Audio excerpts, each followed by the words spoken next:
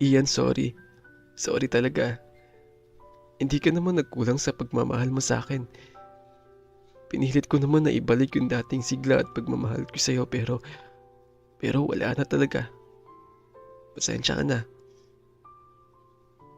Sa madaling salita, matagal nang nawalang pagmamahal mo sa akin. Kaya pala, kaya pala na halos sa isang buwan, hindi na tayo nagkikita. Dahil sinasabi mo busy ka o may ginagawa ka. At sa madaling salita, mas pinipili mo siya kaysa sa akin. Isang malaking katanungan sa ating lahat. Naranasan mo na bang magmahal ng sobra-sobra? Yung tipong handa kang gawin ng lahat para sa kanya. Yung tipong handa kang magbulag-bulagan para lamang hindi siya mawala sa'yo. Pero paano kung ang babaeng pinakamamahal mo ay ang unang bibitaw? Handa ka ba na palayain siya para sa iba? Paano kung ang babaeng minahal mo ay hindi ikaw ang pipiliin? Iyan ang mga tanong na mahirap sagutin, lalo na kung mahal na mahal mo ang isang tao. Mga kaibigan, ako po ang inyong Kuya Alex at sa araw na ito ay babasahin natin ang kwentong ipinadala sa atin na itago na lamang natin sa pangalang Ian. Pero bago po ang lahat ay huwag pong kalimutan na mag-subscribe sa ating YouTube channel. Paki-follow na rin po ang ating TikTok at FB na Kuya Alex Stories. Maraming salamat po. Dear Kuya Alex, ayoko sanang balikan pa ang nakaraan. Pero siguro oras na para muling buksan ang kwento ng nakaraan para ibahagi sa iba. Alam ko na kapag binalikan ko pa ang nakaraan ay mas lalo lamang akong masasaktan. Pero dahil sa kagustuhan kong ibahagi ang aking kwento at makapagbigay aral na rin sa iba na gaya ko ay nagmahal ng sobra. Ako po si Ian, hindi ko tunay na pangalan.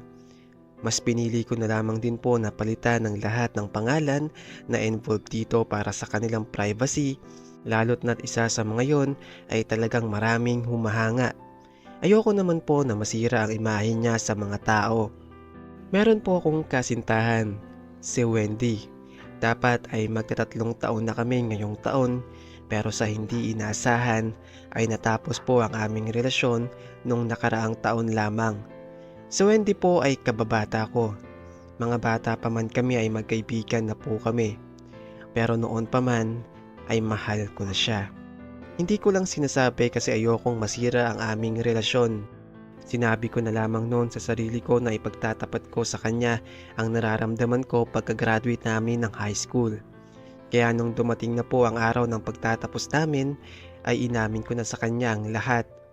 Sinabi ko sa kanya ang totoong nararamdaman ko na mahal ko siya mula pagkabata. Akala ko ay mati-disappoint siya at iiwasan ako, pero iba pala sa inaakala ko dahil ngumiti ito at niyakap ako. Yan, di mo lang alam na gusto din kita. Akala ko ako lang nakakaramdam nito. Talaga? Hindi ka nagbibiro? Mukha ba akong nagbibiro? Kaya nga sobrang ngiti ko nang inamin mo na may gusto ka sa akin. Kasi yun din nararamdaman ko. Ah, so Wendy, hindi ba ako manligaw sa'yo? Hindi na pwede. Ha? Ganun ba? Di mo na kailangan gawin yun. Kasi ngayon pa lang, sinasagot na kita. Talaga? Wendy, sigurado ka ba? Oo nga, paulit-ulit to. Kuya Alex, ang araw ng graduation na yon ay ang isa sa pinaka-memorable sa buhay ko. Dahil sa araw na yon ay naging kami ni Wendy. Pinangako ko sa kanya na kailanman ay hindi ko siya sasaktan at gagawin ko ang lahat para sa kanya. Lahat ng babae ay iniwasan ko. Sa maniwala man po kayo o hindi, ay wala akong ibang nakakachat na babae kundi siya. Magmula po kasi nang maging kami ni Wendy, ay di ko na kinakausap pa mga kaibigan kong babae. Nais ko po kasi na patunayan sa kanya ang mga sinabi ko. Ayoko rin na magselos siya o mag-overthink. Nung senior high po kami ay magkaklase kami dahil pareho po ang strand na kinuha namin. Ayoko kasi na mahiwalay sa kanya. Yun nga lang po ay meron kaming isang kaklaseng lalaki na bali-balita ay may gusto raw sa kanya. May tsura yung guy na yon at magaling sumayaw.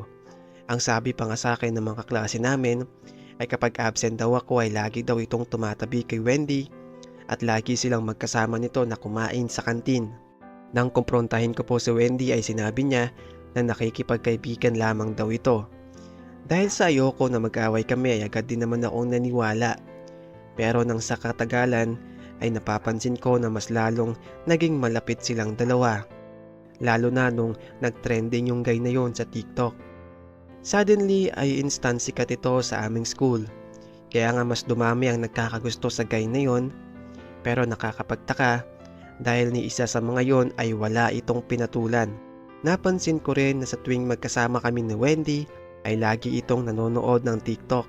One time ay nakita ko na pinapanood nito yung guy na sumikat.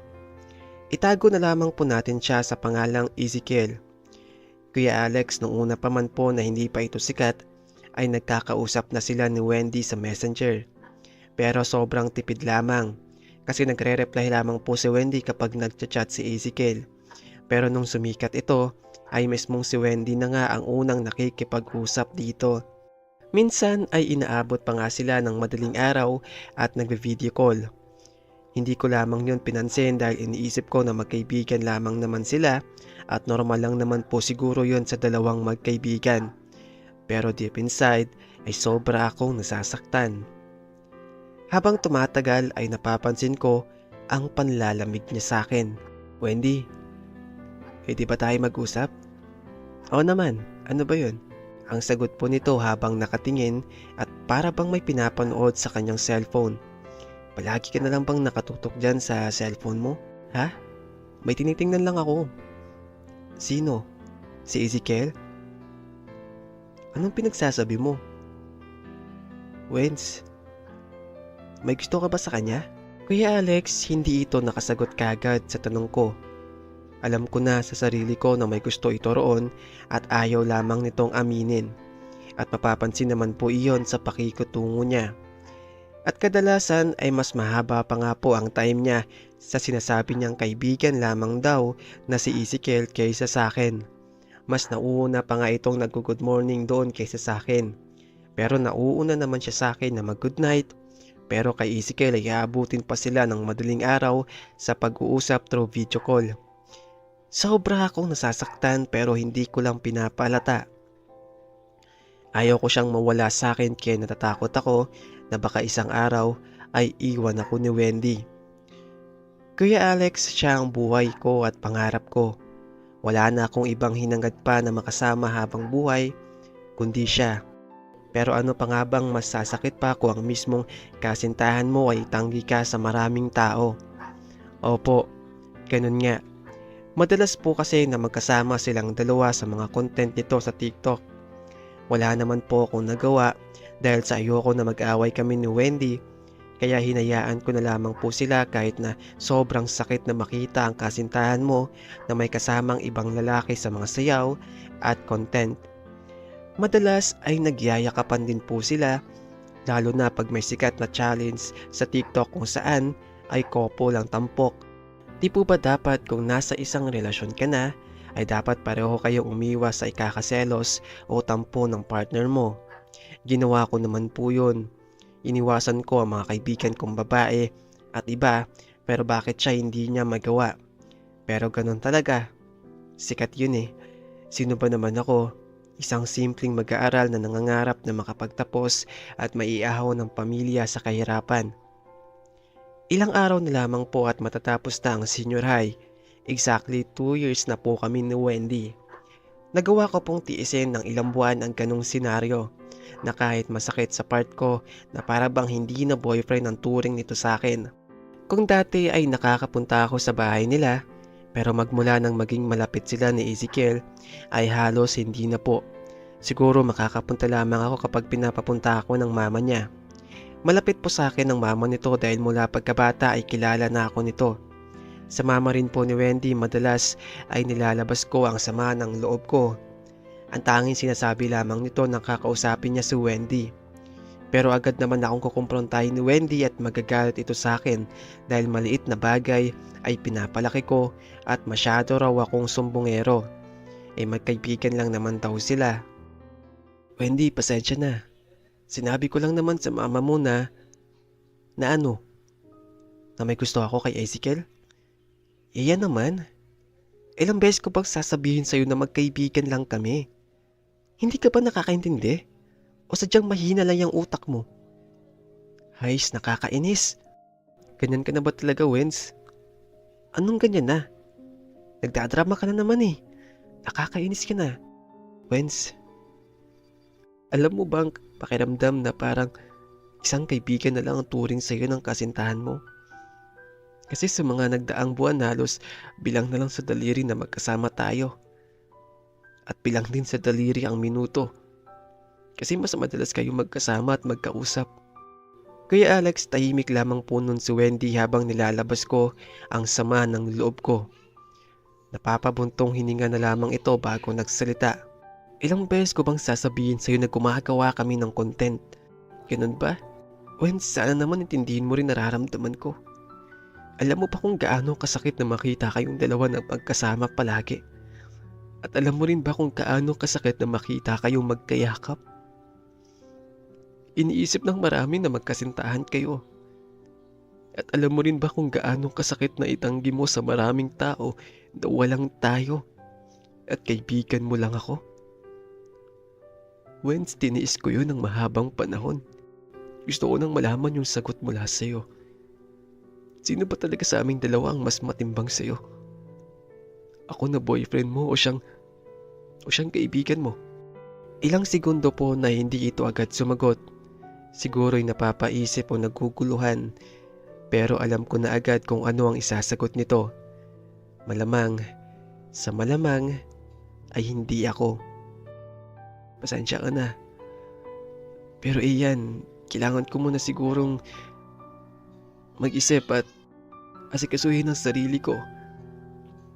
Gusto ko munang unahin at gawin mga bagay na gusto ko. Siguro kasi naguguluhan pa ako. Iyan, hindi naman sa kung sino sa inyo ang mas matimbang. Talaga? Mga bagay na gusto mo? Ano?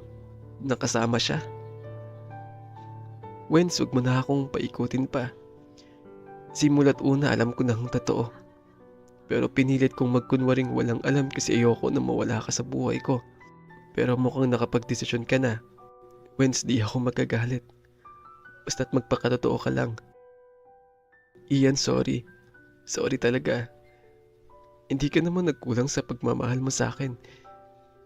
Pinilit ko naman na ibalik yung dating sigla at pagmamahal ko sa'yo pero wala na talaga. Pasensya ka na. Sa madaling salita, matagal nang nawalang pagmamahal mo sa akin. Kaya pala na halos sa isang buwan, hindi na tayo nagkikita dahil sinasabi mo busy ka o may ginagawa ka. At sa madaling salita, mas pinipili mo siya kaysa sa akin. Inantay ko ang naging tugon nito. Maya-maya ay tumungo ito bilang sagot. Parang biglay gumuho ang mundo ko, Kuya Alex, na ang babaeng pinakamamahal ko ay hindi ako ang pinili sa huli. Pinaglaban ko siya pero siya, hindi niya ako pinaglaban. Mas pinili niya ang kaibigan niyang sa maikling panahon niya lamang nakilala. Masakit. Sobrang sakit. Ayos lang. Ngayon sinabi mo ng totoo. Mag-iingat ka. Huwag mong pababayaan ang sarili mo. Maraming salamat. Hindi ko pagsisihan na naging tayo. Dahil walang araw na hindi ako naging masaya. Pero wala na akong magagawa pa kung may iba ka ng mahal. Tatanggapin ko yun, alang-alang sa'yo. Salamat sa halos 2 taon natin pagsasama. Salamat. At kaagad po ako naglakad palayo sa kanya habang umiiyak at walang tigil ang pagpatak ng mga luha sa aking mga mata. Hindi ko akalain na yung gabing yon ay magwawakas ang aming relasyon. Siguro nga dapat na hinayaan ko na lamang at magpatuloy sa pagiging bulag di sana kami pa at hindi ko nalaman ng totoo na wala na pala siyang pagmamahal sa akin. Okay, tama lang siguro yun, at least nagising ako sa katotohanan na ang babaeng minahal ko at narespeto ay kailanman hindi mananatili sa tabi ko. At ang babaeng pinagdarasal ko na makasama habang buhay at tumupad ng sabay sa mga pangarap ay hindi na mangyayari pa. Siguro nakatadhana na ata na mangyari sa akin to, ang maging talunan sa pag-ibig. Siya ang unang pag-ibig ko at babaeng minahal ko mula pagkabata. Nangako ako noon na kailanman ay hindi na magmamahal pa ng iba.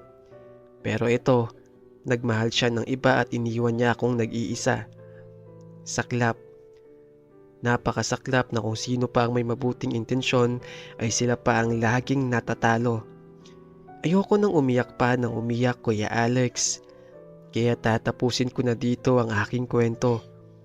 Kailangan ko pa pong punasan ng mga luha sa mga mata ko kasi baka makita ng mga magulang ko na umiiyak ako.